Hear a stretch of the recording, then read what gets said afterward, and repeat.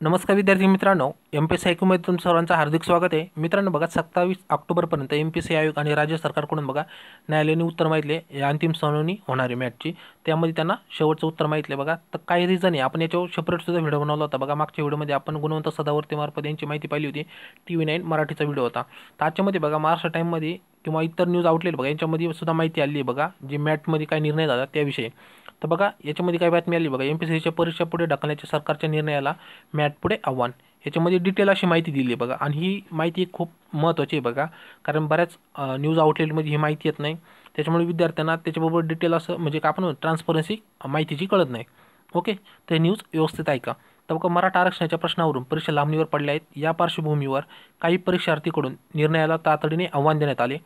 त्यानंतर बघा, मराठा आरक्षणाच्या प्रश्नावरून महाराष्ट्र राज्य लोकसेवा आयोगाच्या म्हणजे एमपीएससीच्या परीक्षा पुढे ढकलण्याच्या राज्य सरकार व एमपीएससीच्या निर्णयाला काही परीक्षार्थींनी महाराष्ट्र राज्य प्रशासकीय न्यायाधिकरणासमोर म्हणजे मॅटसमोर तातडीने आव्हान दिले आहे.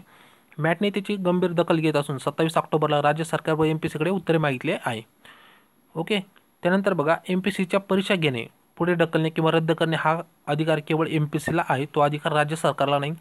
त्यामुळे राज्य सरकारचा निर्णयच बेकायदा आहे. मराठा समाज नेते यांच्याकडून परीक्षा केंद्रे बंद पाडण्यात येणाऱ्या धमक्या आणि इशाऱ्यामुळे राज्य सरकारने परीक्षा अनिश्चित काळासाठी पुढे ढकलण्याचा बेकायदा निर्णय घेतला आहे.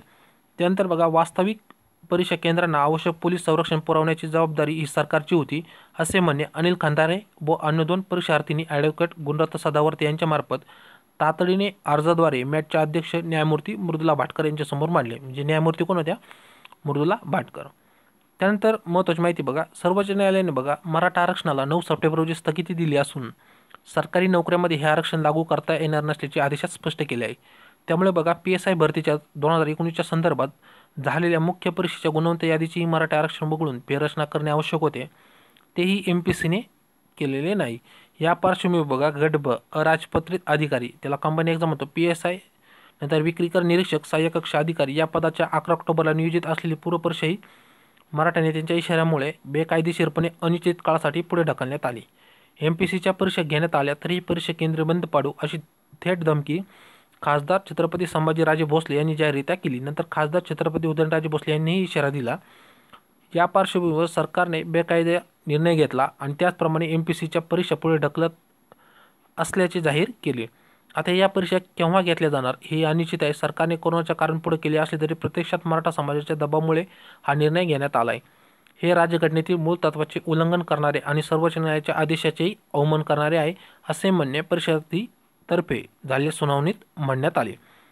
त्यानंतर बघा, मुख्य सरकारी वकील बघा सरकारमार्फत वकील होते ते कोण होते? स्वाती मसनेकर यांनी काय केलं, याविषयी उत्तर देण्यासाठी मुदत देण्याची विनंती केली. तर त्यानंतर न्यायमूर्ती भाटकर मृदुला भाटकर यांनी 27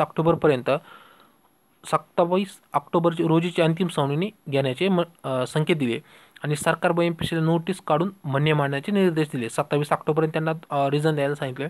ओके, त्या दिवशी योग्य रिझन दिलं तर एक्झाम बघा, किंवा 27 ऑक्टोबरला तुम्हाला कळेल की एक्झाम कधी येणार आहे, किंवा आयोग किंवा सरकार सांगू शकते की एक्झामची तारीख वगैरे सुद्धा डिक्लेअर करू शकतं. तर एक्झाम बघा, कदाचित हे डिसेंबर ओके किंवा जानेवारीच्या पहिल्या आठवड्यामध्ये हे एक्झाम होण्याचे चान्सेस बरेच दिसतात.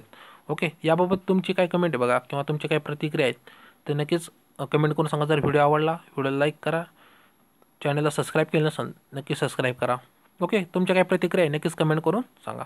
ओके, भेटूया नवीन व्हिडिओपर्यंत. तोपर्यंत सर्वांना जय हिंद.